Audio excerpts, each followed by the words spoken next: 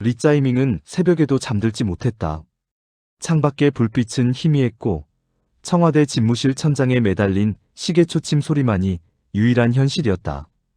보고서에는 붉은 글씨로 경고가 반복되었다. 수출 급락, 소비 위축, 기업 파산 위험. 그는 창가에 서서 낮게 중얼거렸다. 그래서 국민을 살리기 위해 돈을 푼다. 단순한 선택이야. 그러나 그 선택이 국가의 회로를 타고 서서히 시스템을 태워버릴 거라는 걸 그는 몰랐다. 그의 손에는 언제나 스마트패드가 쥐어져 있었다. 거기엔 중국과의 무역 그래프, 환율 변화, 배터리 시장 점유율이 깜빡였다. 빨간 그래프는 마치 피가 솟구치는 심전도처럼 움직였다. 리 총리님, 중국은 이미 차세대 반도체 장비를 자체 생산하기 시작했습니다. 보좌관의 보고는 냉정했다. 리짜이밍의 얼굴이 굳었다. 그건 우리가 도와준 기술이잖아. 맞습니다. 하지만 그들은 더 이상 우리를 필요로 하지 않습니다. 그 말은 그의 가슴을 깊게 찔렀다. 그는 눈을 감았다. 내가 만든 길에서 그들이 날 밀어내고 있군. 그날 밤 그는 한 마리의 벌레처럼 스스로의 껍질 속에서 뒤척였다. 외교의 실패는 그를 괴물로 만들었다.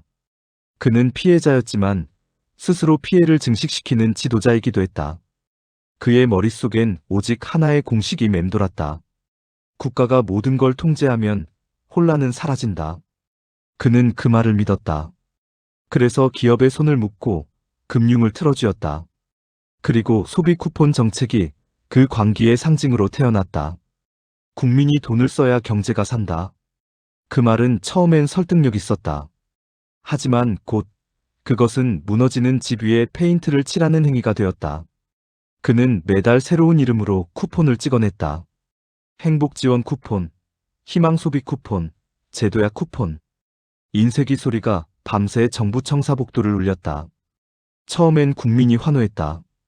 거리에는 소비의 불빛이 잠시 반짝였다.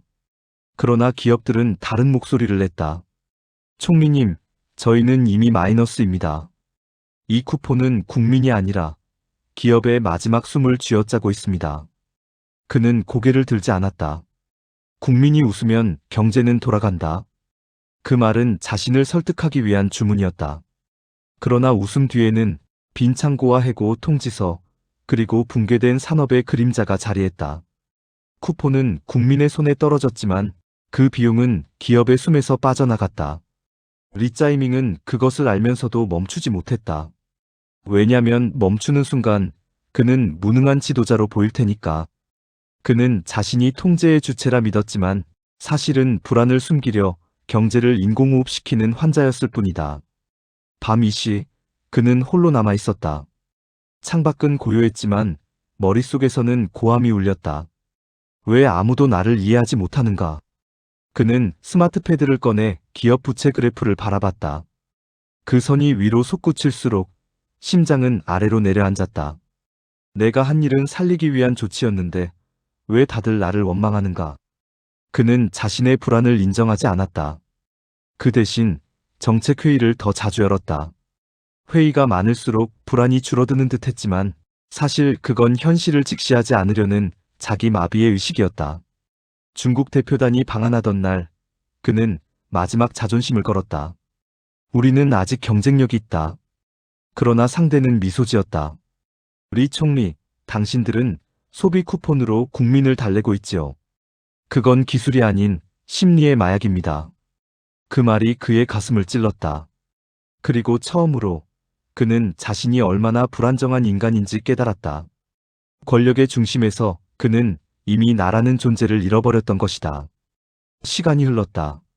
쿠폰 정책은 중단되었다. 그러나 그 대가로 남은 것은 부서진 기업, 실업자, 그리고 고갈된 신뢰였다. 리짜이밍은 보고서를 덮었다. 결국 내가 살리려던 건 나라가 아니라 내 체면이었군. 그날 그는 결심했다. 멈춰라. 그는 더 이상 지시를 내리지 않았다. 오히려 젊은 장관에게 물었다. 당신이라면 이 회로를 어떻게 다시 설계하겠는가? 그 말에 젊은 장관이 조심스럽게 대답했다. 통제보다 신뢰가 필요합니다. 그는 천천히 고개를 끄덕였다. 그게 가장 어려운 단어였지. 그날 밤, 그는 창문을 열었다. 도시의 불빛은 여전히 깜빡였지만 그의 마음은 이상할 만큼 고요했다. 몇 달 후, 그는 청와대를 떠났다. 퇴진 발표 대신 국민 앞에서 이렇게 말했다. 나는 국민에게 쿠폰을 나눠주었지만 결국 신뢰를 잃었다. 돈으로 안정은 살 수 없었다.